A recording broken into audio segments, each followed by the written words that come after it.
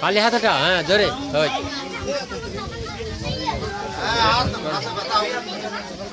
হাতটা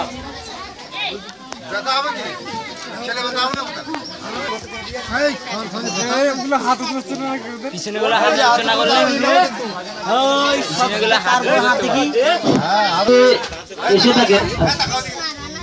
তুমি যদি এসে থাকো তাহলে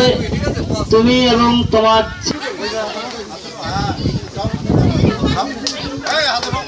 আচ্ছা খাতাগুলো দিচ্ছেন